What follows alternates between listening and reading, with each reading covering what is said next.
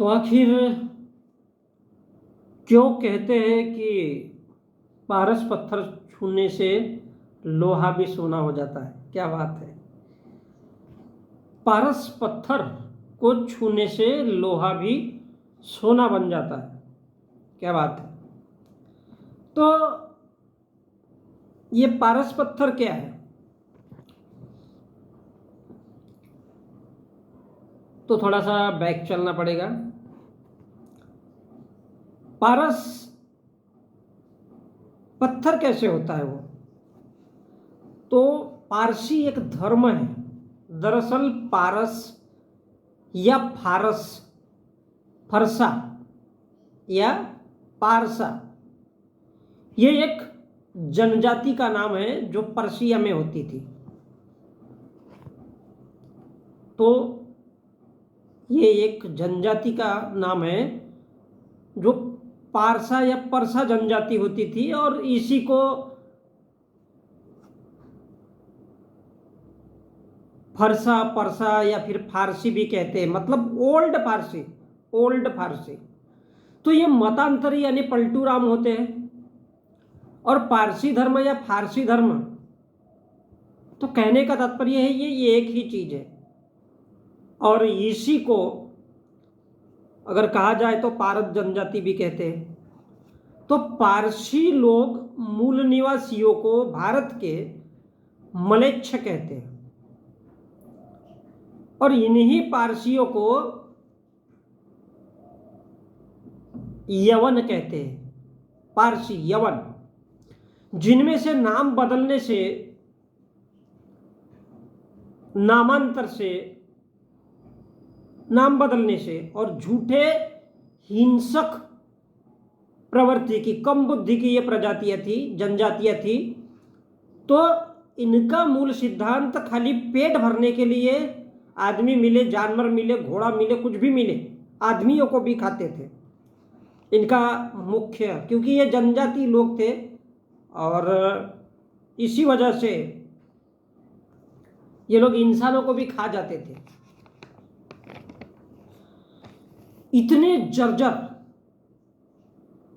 यवन या पारसी या फारसियों का सफेद बिल्ली, जैसे हमारे भारत में हम गाय को माता मानते, शांत जानवर, ऐसा ही ये लोग सफेद बिल्ली को गौ माता समझ करके पालन पोषण करते थे।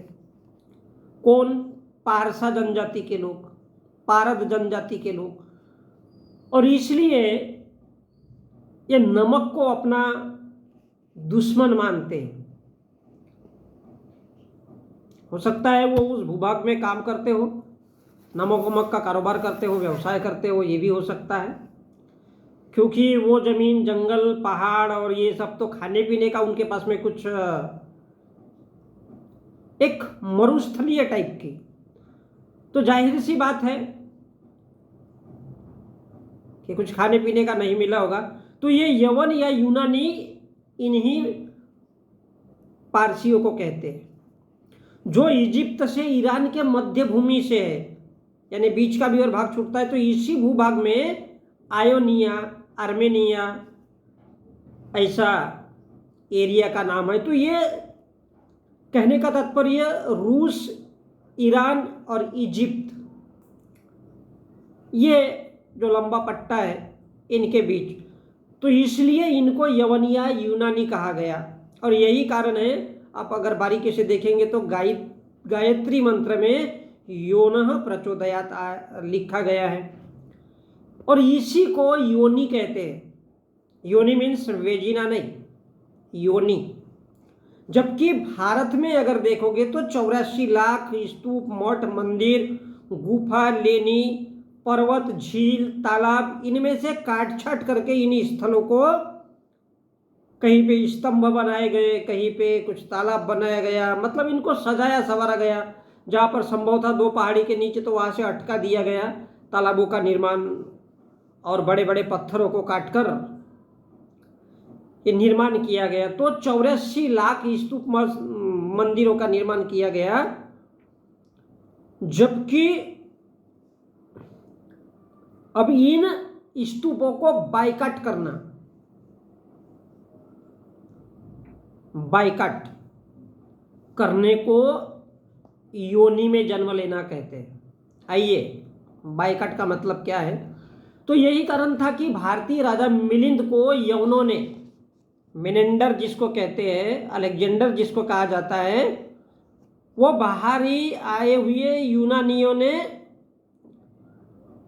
जो सफेद बिल्ली को गौमाता कहते थे, उन यूनानियों ने राजा मिलिंद को, जिसका शासन गांधार में था, गांधार जिसको आज हम लोग अफगानिस्तान बोलते हैं, तब भारत पूरा एक ही था, तो उसको राजा मिनेंडर कहा गया है, कहीं अलेक्जेंडर कहा गया। तो ये जो नामांतरण है, ये इनकी पहचान थी, क्योंकि ये सफेद बिल्ली को मानने वाले लोग, जैसा आपने देखा होगा कि हमारे प्रधानमंत्री मोदी जी ने सफेद गायों को अपने हाथ से खिलाया चारा, लेकिन काली गाय बाजू में खड़ी रहे, बेटा तुम मर, कुछ भी कर, तेरे से हमको लेना देना नहीं है।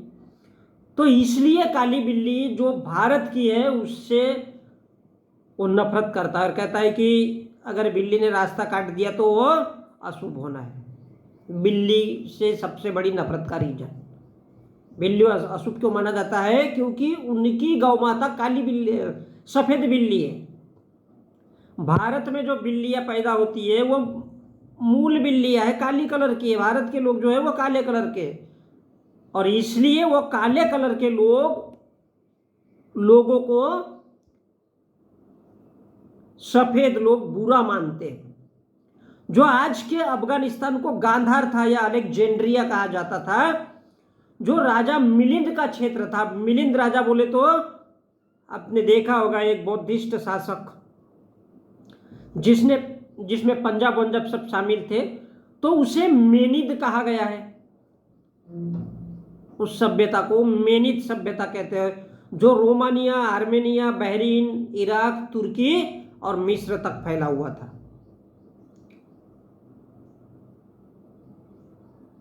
किंतु पुरानी फारसी, यहां गौर करिए, पुरानी फारसी या पारसी, पुरानी फारसी यानी फारस के पहले की जो भाषा थी, तो पारसी भाषा, इसको अरिया, अर्मेनिया, अलचन, अलवर, अलहून, अवेस्तन का नाम दिया गया था।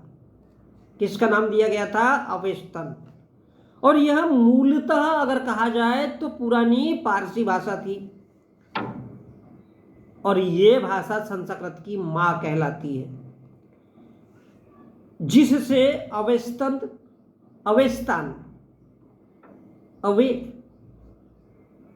अलवरुनी, अहूर, मजद, जिंद, अवेस्ता, जरथुर अस्त्र, तो जिसे अवेस्तन या ऋग्वेद कहा गया है। और पुरानी फारसी यह दिया गया नाम है, जो पारसा, फरसा या पत्थर को तलवार बना करके बनाई गई थी, जिससे औजार बनाए गए थे, जो पत्थरों के औजार का इस्तेमाल करते थे। तो ये ईरानी पठार के निवासी कहलाते हैं। ईरानी पठार, जिसमें मध्य एशिया, काकेशस, पश्चिम एशिया सम्मिलित है, यानी दोनों तीनों का एरिया ये जो सम्मिलित है। जबकि भारत को गोंडवाना लंड कहते थे, लंड मीन्स जमीन। तो प्राचीन पारसी या फरसी ऐसी जनजाति थी जो जानवरों को मार काट कर खाती थी, और जरूरत अगर पड़ी इतनी बर्बर थी, क्योंकि वो खाने के लिए बहुत मोहताज थी ये जनजाति, और वो इतने जर्जर होते थे कि आग का अंगारा लगा करके उसके पास बैठ जाना और फिर आराम से मांस का मजा लेना, और मजे से खाते थे मांस। अगर कहीं जानवर नहीं मिला तो वो आदमियों का मांस खाने के लिए भी मजबूर होते थे। इतनी जर्जर, जिसको यवन करेंगे से हवन करेंगे तक पहुंचा। और ये सरस्वती यानी झील, नदी, तालाबों को जहाँ पे पानी के स्रोत है, उनको ये लोग सरस्वती कहते थे। इसलिए भारत की भी अगर देखोगे तो सरस्वती नदी पर्शियों या पारसियों ने भारत की तर्ज पर नदी नालों और इनको इन लोगों ने सरस्वती का रूप माना है। लेकिन वो नामांतर में माहिर है, किंतु बाद में इन्होंने जब देखा कि शिक्षा महत्वपूर्ण है तो नदी तालाबों से नाम बदल करके इन लोगों ने शिक्षा का नाम सरस्वती, यानी शिक्षा को सरस्वती का है। तो जिसमें सारस का अर्थ झील या पानी का स्रोत होता है और इसी से सरस्वती का उद्गम हुआ। अभी एक श्लोक देखिए, ओम भूषण योन अवनी यवनी कह कोवु कहे सजा जो हारे हारे, तू सबको प्रतिपालन हार विचारे भतार ना मारू हमारे। ये भूषण शब्द है। भूषण भूषण भूषण का तात्पर्य है जिस प्रकार कपड़ा होता है, आभूषण होता है, उसको पहना जाता है, वस्त्र भूषण, तो ऐसा ही पहनना चाहिए। यानी ओम भूषण योन, ओम वस्त्र है योनि के लिए, अवनी के लिए, अवध के लिए, यवनों के लिए। यवन मीन्स बाहरी विदेशी ब्राह्मण बनिया ठाकुर। कह कोऊ कहे सजा जो हारे, सजा जो हारे, हा हा ही। आपने देखा होगा, कहीं महाभारत देखोगे, रामायण देखोगे तो कितनी खतरनाक हंसी होती है, हा हा हा हा हा हा हा, है ना महाभारत में, वो है हा हारे। तो ओम क्या है, भूषण है, उसको वस्त्र के जैसे पहनना चाहिए। विकास ये भारत का एजुकेशन है, भारत का मतलब 84 लाख स्तूप वाला। तो इसको अब हमको ग्रहण करना है और उससे योना, एक नया जन्म, योना यानी नाट योनी, स्त्री की वेजिना नहीं, अब समझ भी सकते हो। तो तू सबको प्रतिपालनहार, तो सबको पाल लेगा, बेचारे जितने भी है, और भतार ना मारू हमारे, मतलब हमको कोई मार नहीं सकता है, हमारा भरतार, यानी क्या बोलना चाहिए, वो कारोबार, धंधा, बिजनेस। तो ये भूषण शब्द है। तो भारत में चक्रवर्ती सम्राट अशोक ने 84 लाख स्तूप, मठ, कालम, स्तंभ बनाए, तो उनको दबाकर, स्तूपों को, मठों को दबाकर यवनों की उत्पत्ति हुई। कहने का तात्पर्य है उत्पत्ति हुई। तो और मजदा, जेंद अवस्था, जरथुरास्त्र आदि समझाते हैं, ये जो ग्रंथ है ये समझाते हैं, और ऋग्वेद। तो तात्पर्य है एक स्तूप अगर टूटा, एक स्तूप अगर किसी ने तोड़ दिया, अभी जैसे वो संत अभिमुक्तेश्वर है जो शंकराचार्य कहते हैं उत्तर भारत का, तो उसने तो 150 मंदिर तोड़ा है। मतलब ऐसा एक अगर मंदिर तोड़ोगे तो कुत्ते का जन्म मिलेगा, 2 मंदिर तोड़ोगे तो बिल्ली का जन्म मिलेगा, 3 तोड़ोगे तो गधे का। ऐसा करते करते गधा, घोड़ा, ऊंट, चींटी, मकोड़े, कीड़े जाकर के 84 लाख स्तूपों को तोड़ताड़ फोड़फाड़ करना है। अब क्रमशः तोड़ते जाइए, ऐसा करते करते चलते जाइए, तो आपको एक एक जन्म मिलेगा। गधा, घोड़ा, ऊंट, सुअर, सांप, बिच्छू इत्यादि इत्यादि, ऐसे ऐसे आपको जन्म मिलते जाएंगे। और एक लगभग अंतिम जन्म आएगा गाय का। तब ये समझ लेना कि 83 लाख 900 क्या बोलते हैं वो, कितने नवाएंगे वो, गाय का जन्म होगा। और 84 लाख जब इस पूरे के पूरे टूट जाएंगे तो क्या होगा, ना कोई शिक्षा होगी, ना कोई विद्यालय होगा, ना कोई कॉलेज होगा, ना कोई यूनिवर्सिटी होगी। और इसलिए इनको तोड़ना, एक योनि में जन्म लेना है, यानी इनकी विचारों को, इनकी शक्ति को भुलाना, तब एक योनि में जन्म होता है। और वो इंसान की योनि में जन्म लेता है, तब जाकर वो इंसान बनता है, क्योंकि तब वो यवन या योनि से पैदा हुआ माना जाता है। हाँ भैया, अब वो उसमें पैदा हुआ है, उसमें मतलब एक देवता के रूप में कदम की ओर बढ़ गया है। तो तात्पर्य है कि विदेशी यौनों की खानदान का वारिस बनना है और देवताओं में शामिल होता है और वो ब्राह्मण बनता है, और इसलिए 84 लाख योनियों से गुजरना पड़ता है, तब मनुष्य का जीवन मिलता है, तब वो मनुष्य के जीवन में आएगा। अब मनु यानी मनु महाराज के जैसे प्रतापी महात्मा बनता है, महान कहलाता है। जो मन की बात करता है, पुण्य करता है, वो बहुत बड़ा पुण्य है। तो पुण्य क्या है? स्तूपों को तोड़ना, एजुकेशन के केंद्र, अभी जैसे हमारे देश में गुरु के द्वारा कुल होते थे, गुरुकुल होते थे, स्कूल विद्यालय। अब वो क्या होते थे? वो कुलगुरु, गुरुकुल, कुलगुरु। धर्म क्या होता है? एक शैली है। शैली मतलब हगने जाना है तो जाना है, 2 लोगों को मारना है तो मारना है, ये क्या है? शैली है। चलो साला 2-4 लोगों का मर्डर ही कर डालो, ये शैली है। चलो भीड़ तंत्र निकालो और साला सड़क पे खड़े हो जाओ, इसको शैली कहा जाता है। और शील अलग होता है। शील का अर्थ है बर्ताव।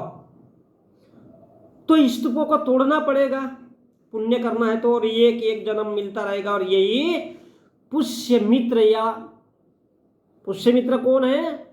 एक ब्राह्मण शासक जिसने बौद्ध सम्राट अशोक की हत्या की थी। तो इसी के नाम पर पुण्य मित्र कार्य, दोस्ती भी और पुण्य भी हो जाता है। और यही पुण्य मित्र कार्य है, यानी दोस्ती भी है और पुण्य का भी काम है। पुण्य इसलिए तुम कहते हैं कि अगर तुम किसी को 1 रुपया दोगे वो 10 लाख देगा। कौन देगा? वो देगा। अब कोई धीरेन्द्र शास्त्री दे, या अभी मुक्तेश्वर दे, या फिर वो निश्चल आनंद दे, लेकिन हम लेना नहीं चाहते, तो कितनी यातनाएं भुगतनी पड़ती है। तो योनि का अर्थ वेजिना, गाय, कुत्ता, बिल्ली, माँ के वेजिना से पैदा होना है, ऐसा है। लेकिन यातनाएं सहना पड़ेगा। 1 स्तूप इक्वल टू 1 योनि का जन्म। कितनों के घर जलाए, कितनों के घर मारे, कितनों के घर फूके, जैसा मणिपुर। और इसलिए वहां पर सरकार कभी जाना नहीं चाहती। क्यों? क्योंकि योनियों में जन्म लेना है। जो लोग पढ़ाई लिखाई की ओर आगे बढ़ रहे हैं, उनकी हत्याएं करनी है, उनके घर जलाना है, ताकि वो साले बोल ही नहीं सके, सवाल नहीं उठा सके। और इसलिए यातनाएं होती है। तो 1 योनि में जन्म होता है और यातनाएं सहना पड़ता है। तो 1 स्तूप इक्वल टू 1 योनि, या 1 स्कूल कॉलेज इक्वल टू 1 योनि। अब कितनों के घर जलाए, कितनों के घर फूके, कितनों के बीच में लड़ाई झगड़ा करवाई, कितनों के लोगों को आतंकी बनवाए, और कितने लोगों को मार डाला। इससे 1 योनि प्राप्त होती है, एक जन्म प्राप्त होता है। तब जा करके हनुमान कहलाओगे। राम बोलेगा, ए हनुमान इधर आ। हाउ जी, पाया लागू महाराज। लंड लेके गधा लेकर के तैयार हो जी, किसको मारना है? जा जला दे मणिपुर के जैसे लंका। और वो क्या करता है? इशारे पे। अब बाली कौन था? बाली कौन था? छुप के बाण मार दिया। बाली मतलब क्या? लिब्रांडू साला। लिब्रांडू बोले, मैं केवल इंसान को इंसान मानता हूँ, भोक में गया धर्म और भोक में गया तुम्हारा मजहब, ये अंदिर मंदिर और मस्जिद फस्जिद। कौन? बाली। तो राम उसको प्रत्यक्ष नहीं मार सकता था, तो कैसे मारा जाता है? मणिपुर में जैसे लोगों को जलाया जाता है ना, और देश का प्रधानमंत्री ढूक के भी नहीं देखता है, ऐसे जलाया जाता है। क्योंकि उसके पीछे में कुछ और मकसद है। बीच में कौन जाता है? हनुमान। हनुमान यानी ये मोदी, योगी, ओबीसी के लोग, जो भारत के मूल कहने के लिए तो है, लेकिन मन मस्तिष्क से योनियों में जन्म लेते हैं। तो फिर क्या कहते हैं वो? ओम भूषण योनः। यही तो योनि में जन्म लेना है। किसका? ओम का। ओम भूषण योनः। और अगर गायत्री मंत्र देखोगे तो वहां पर क्या आता है? योन प्रचोदयात।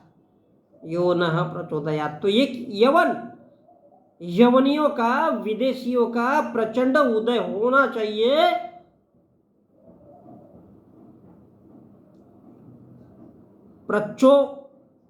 प्रचोदयात, उदय होना चाहिए, यानी वही खिलने चाहिए जैसे सूर्य का उदय होता है। तो यवन यानी ये विदेशी, जैसे ब्राह्मण बनिया ठाकुर, तो ये भूषण है। ओम क्या है? योनि है, यही से तो इंसान पैदा होता है। तो ये किसका ओम होना चाहिए? विदेशियों का। तो फिर इनका उदय होना चाहिए, तब जाकर के ये राज करते हैं। मणिपुर में लगा दिए माचिस की तिल्लियां, साला जलते रहो।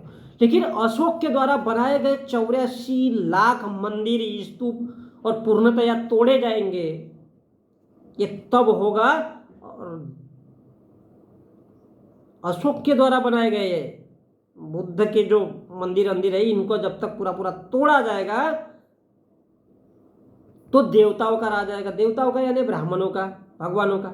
और जिस घर में उस जमाने में आप पैदा होंगे, जैसे त्रेता युग बोला जाता है, तब आप इंसान के रूप में पैदा होंगे।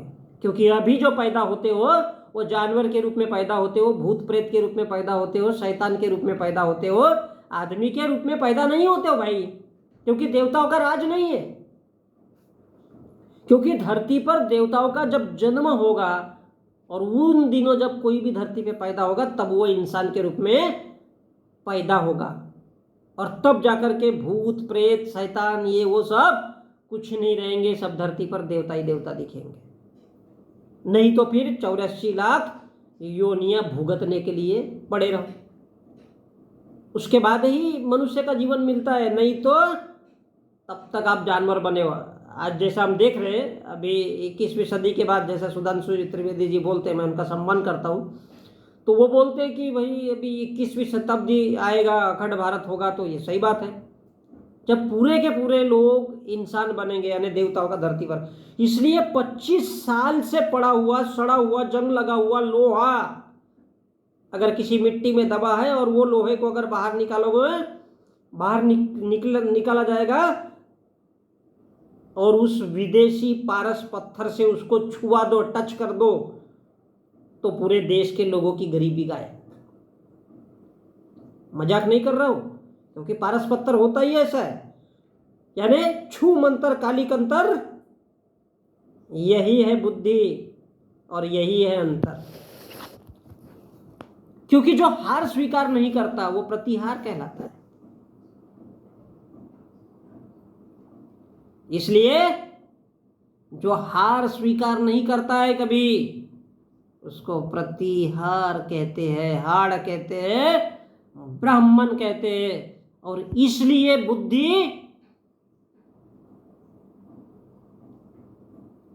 पढ़ाई लिखाई बेकार है बाबा। पढ़ोगे लिखोगे तो होगे खराब, और खेलोगे कूदोगे तो बनोगे नवाब। इसलिए क्या बुद्धि क्या कहती है? आय का दाजीबा, आय का दाजीबा। और प्रतिभय, भय का दुश्मन कौन है? भय कहां से शुरू होता है? भय, डर, भूत प्रेत, या ऐसा जो आता है ना महिलाओं के शरीर में, उन महिलाओं के शरीर में सेक्सुअल क्या बोलते हैं वो, डिफिशियंसी या क्या बोलना चाहिए उसको, कमी, वो पहले उसको तोड़ ताड़ फोड़ फाड़ करके जगाई जाती है। तो प्रतिभय, भय का दुश्मन कौन? बुद्धि। हो सकता है क्या? नहीं हो सकता। बुद्धि हो सकती है? नहीं। बुद्धि क्या है ही नहीं बुद्धि कहीं। ये तो मस्तक है, ये 2 आंख है, ये नाक है, ये मुंह है। बुद्धि का है? नहीं है। प्रति ब्राह्मण यानी ब्राह्मण का दुश्मन कौन? कौन? कोई दलित आदिवासी है, कोई ओबीसी है? ये तो हुकलंडू है साले, कोई पास न जमीन है, लंड हिलाते घूमते हैं पूरे देश भर, और इसलिए वो 10 रुपए का झंडा निकालते हैं आरएसएस की जय, उसके माँ की जय, वंदे मातरम। कहाँ से आया भाई इतना जोश? इसलिए ब्राह्मण कहता है ब्राह्मण का दुश्मन कौन? दुनिया में कोई हिच नहीं, कोई नहीं है। बुद्धि हो सकता है नहीं, इसलिए बेटा चुपचाप पूजा पाठ करो, मंदिर जाओ, सवाल करने का नहीं। प्रतिदेवता, देवता का दुश्मन कौन? ईश्वर का दुश्मन कौन? अल्लाह का दुश्मन कौन? बुद्धि होगी, है कहाँ बुद्धि? वो तो जयकांत सिकरे लेके जाता है, वो तो नरेंद्र मोदी लेकर के जाता है, योगी आदित्यनाथ लेकर के। बुद्धि उनके पास है, बुद्धि किनके पास है? उनके पास है, योगी आदित्यनाथ के पास। गरीब जनता के पास क्या है? लंड है हिलाने के लिए। वो जैनियों के जैसे हिलाते रहेंगे टोटिया, ले ले रे बाबा, 10 में ले ले, 20 में ले ले, घेउंटा की मायला। बुद्धि कोई चीज है नहीं है भाई। इसलिए हरि की शरण में आओ, वो तुम्हारी रक्षा करेगा। लंड पकड़ के, लंड मीन से जमीन, बुरा मत मानना भाई। इसलिए सृष्टि की रचना ईश्वर ने की है, और कण कण में भगवान है।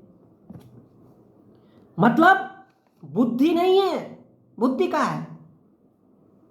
नाक है, कान है, आंख है, सब कुछ दिखता है, बाल है, इधर नीचे में जंगल है, जंगल के ऊपर में मंगल है, मंगल के ऊपर में साला पेट है, पेट के ऊपर में वो क्या बोमली बोलते हैं, नाभि, वो है, नाभि के ऊपर में वो अतड़ी बोकी अंदर के अंदर है, सब वो सब कुछ दिखता है। बुद्धि कहाँ दिखती है?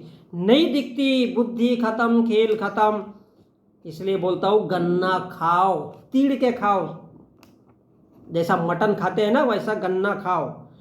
बुद्धि खाओगे, बुद्धि खाओगे तो माता पच्ची है, निकाल के खा नहीं सकते, नहीं तो वो आदमी का मर्डर करना पड़ेगा। इसलिए गोबर खाओ और बंधुओं शरीर बनाओ, क्योंकि पाप शरीर से होता है, सेक्स शरीर से होता है। टोटिया निकलता है, खड़ा होता है, फिर वो छेद में जाकर के डलता है, तब मन से। मन कहाँ है? दिखता है मन? मन से सेक्स नहीं होता है भाई, मन से सेक्स नहीं होता है, शरीर से सेक्स होता है, क्योंकि शरीर का हिस्सा है टोटिया। और इसलिए बुद्धि, दिमाग, मस्तिष्क लड़ाना नहीं है। जा करके क्या करना है? गंगा में डुबकी लगाना है, गोमती में, वो क्या बोलते हैं, वो जब डुबकी लगाओगे, कावड़ यात्रा करोगे, मंदिर जाओगे, मस्जिद जाओगे,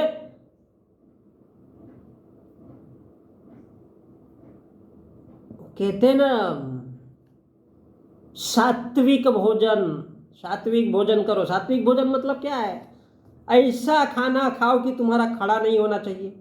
तुम ज़्यादा बीमार पड़ोगे तो डॉक्टर के पास कम, बाबा के पास जाना चाहिए, है ना? तो इससे क्या होता है? गरीबी, बेरोजगारी, शिक्षा, चिकित्सा, महंगाई सब गायब हो जाता है, गांव को चला जाता है। झाड़ को पकड़ो के रखा है, लाख साला मिर्ची काट, हरी वाली मिर्ची लाओ, नारियल फोड़ो, नींबू काटो, बीच में कुक्कू डालो, फिर वो कुक्कू डाल के हो गया, आज साला छेंदा निकलेगा, काट के रखो, गड़बड़ सरबड़ काट दिया रे बाबा, फिर लाओ मेरा पैसा। अरे ये मैं बोल रहा हूँ यार, अब नहीं सुन रहे हो मेरे वीडियो और 25 साल सुनोगे तो, 25 साल के बाद सुनोगे तो लौड़ा मैं तो तब तक रहूंगा ही नहीं, तो क्या होना है? खैर कोई बात नहीं।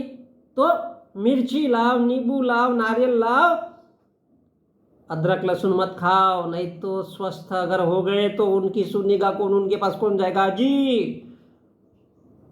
मले लेकरू नहीं हो, मेरे को बच्चा नहीं हो रहा है ना बाबा जी।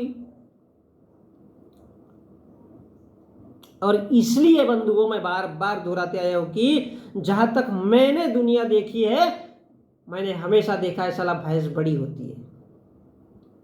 बुद्धि नाम की कोई चीज इस दुनिया में नहीं होती। और इसलिए लोग सवाल करते कि अक्ल बड़ी की भैंस। और यही कारण है कि पारस पत्थर छुआने से 25 साल का सड़ा पड़ा लोहा भी सोना बन जाता है।